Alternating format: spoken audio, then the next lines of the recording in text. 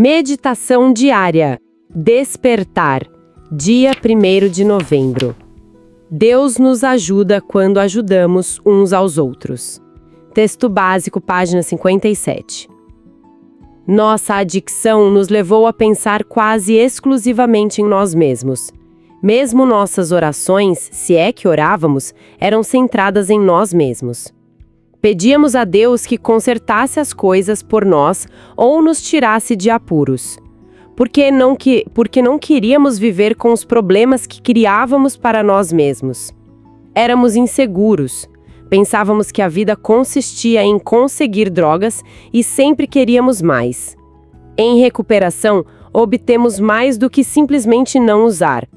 O despertar espiritual que experimentamos trabalhando os 12 passos nos revela a vida que nunca sonhamos que fosse possível. Não precisamos mais nos preocupar se haverá o suficiente, porque viemos a confiar em um poder superior amoroso que preenche todas as nossas necessidades diárias. Aliviados de nossa insegurança sem fim, não mais vemos o mundo como um lugar no qual competimos com os outros para a satisfação de nossos desejos.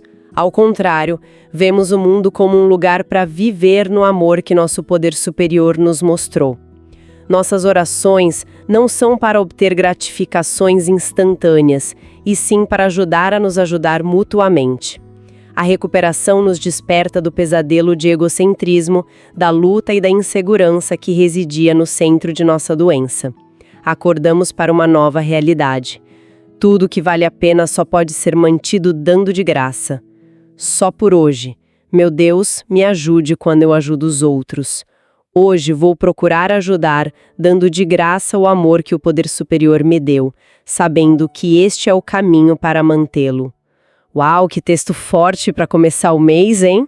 Essa meditação, ela vai direto ao ponto, né? E marca muito essa virada de chave. Mesma, né? Como o texto diz, pensar quase exclusivamente em nós mesmos. Até as orações eram para resolver o nosso problema. Exato. Me tira dessa, conserta pra mim. Bem isso. E do outro lado, a recuperação, que traz essa ideia de ajuda mútua, de olhar para o lado. A frase Deus nos ajuda quando ajudamos uns aos outros. Nossa, resume tudo. Resume mesmo. E olha, a literatura de NA explora muito essa questão do egocentrismo na adicção.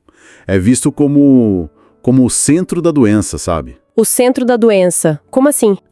O guia para trabalhar os passos, por exemplo, ele faz a gente encarar umas verdades. Tipo, como a gente culpava todo mundo, né? Ou achava que só o nosso sofrimento importava. Ah, sim.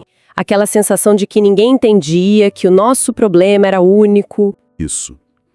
E o livro Viver Limpo chama essa autoobsessão, esse olhar só para o próprio umbigo, de cerne da nossa doença. Fala que isso distorce tudo, como a gente pensa, como a gente age, e que a irmandade, o contato com outros, que ajuda a quebrar essa casca, sabe? Entendi. A meditação reforça isso quando fala da vida na ativa, né? Aquela busca sem fim por droga, conseguir usar, querer mais. E chama isso de falência espiritual. Exatamente. E a nova realidade que a meditação propõe é justamente o oposto. É sair dessa prisão do eu. E essa nova realidade, o texto liga direto ao despertar espiritual. Diz que é resultado do trabalho dos 12 passos. O 12º passo já começa falando disso, né? Tendo experimentado um despertar espiritual. Mas o que é esse despertar na prática? Pelos livros de NA? Olha, não é necessariamente algo místico, sabe? Tipo ver uma luz.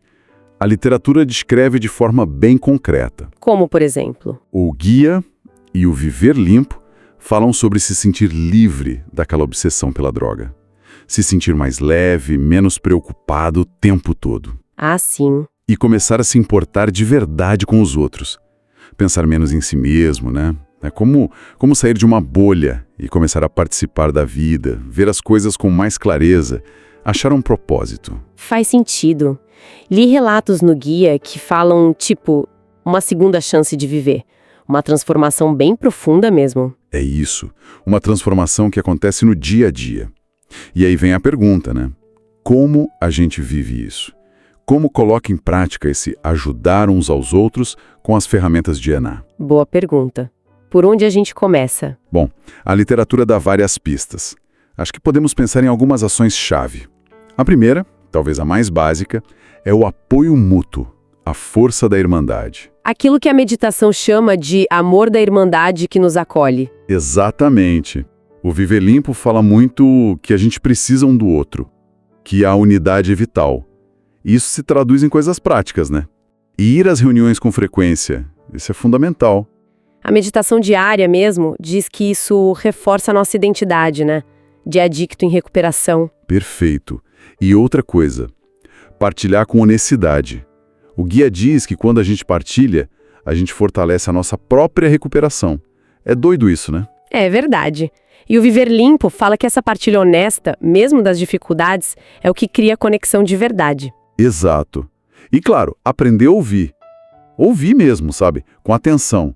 A meditação diária fala que isso é essencial para a gente receber o tal valor terapêutico da ajuda mútua. É nessa troca que a coisa acontece. Entendi. Então, a base é essa conexão nas reuniões, partilhando e ouvindo. Mas a meditação fala também daquela frase, tudo que vale a pena só pode ser mantido dando de graça. Isso me soa muito como serviço em N em A, certo? Diretamente ligado. O serviço, principalmente o trabalho de 12º passo. Levar a mensagem para quem ainda sofre. É a aplicação prática dessa ideia. E como funciona isso de dar de graça? Aí entra um dos paradoxos mais bonitos da recuperação, eu acho.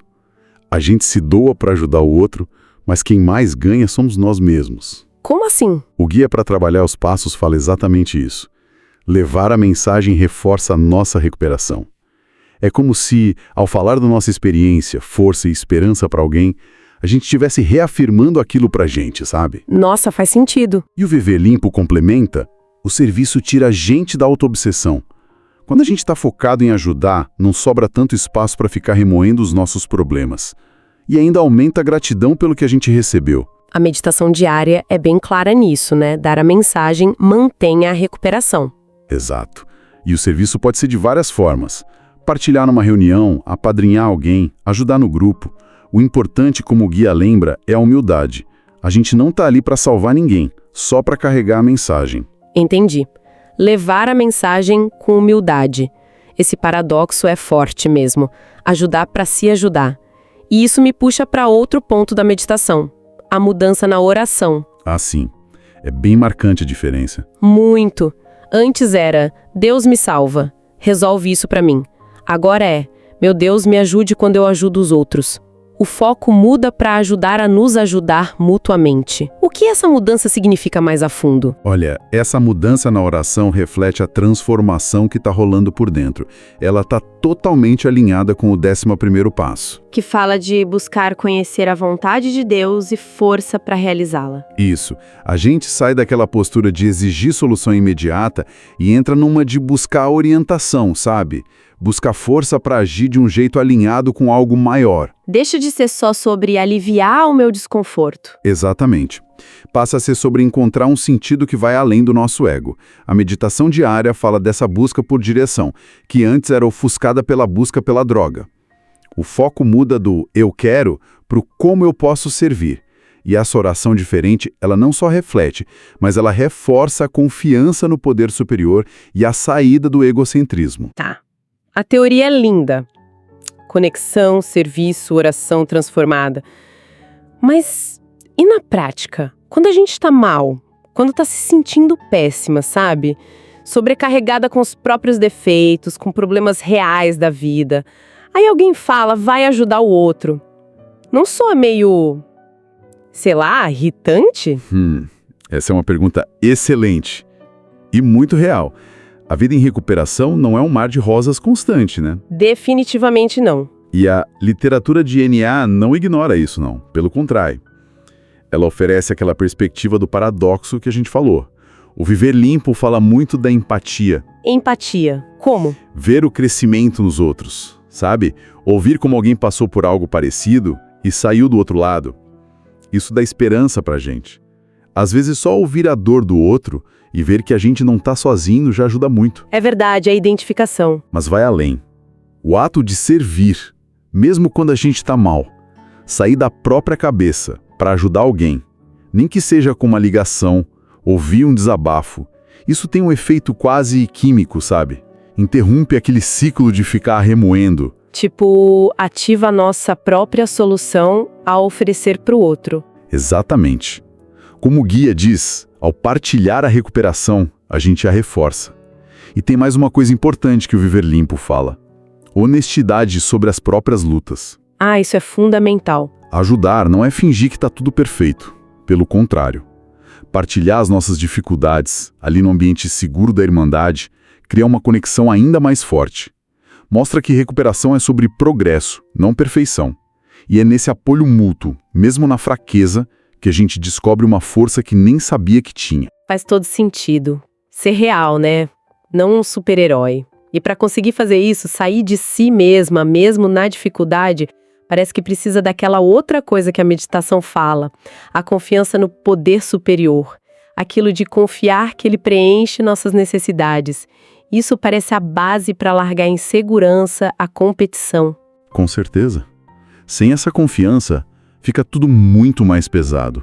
Essa confiança num poder superior, como cada um o concebe, é o chão da recuperação. Tá ligada direto ao terceiro passo, né? Entregar nossa vontade e nossa vida. Sim. E a meditação diária fala tão bonito disso, que a fé cresce com o tempo, dá força, ajuda a superar o medo da vida, medo que muitas vezes prendia a gente na adicção. Adicção. Medo e isolamento. Isso. Quando a gente começa a confiar, mesmo que aos poucos, que não precisa controlar tudo, que tem um poder maior cuidando, aí a gente relaxa. Relaxa aquela necessidade de lutar, de competir por tudo. Abre espaço para a generosidade, né? Para ajuda mútua que a meditação fala. Exatamente. A gente sai da mentalidade de escassez, não tem para todo mundo, preciso garantir o meu, e começa a ver uma realidade de abundância espiritual, onde o amor, o apoio, eles não acabam. Pelo contrário, eles se multiplicam quando a gente compartilha. Essa confiança liberta a gente para ser um canal desse amor. Nossa, essa ideia do amor e do apoio se multiplicando quando são compartilhados. Isso volta lá para o começo, né?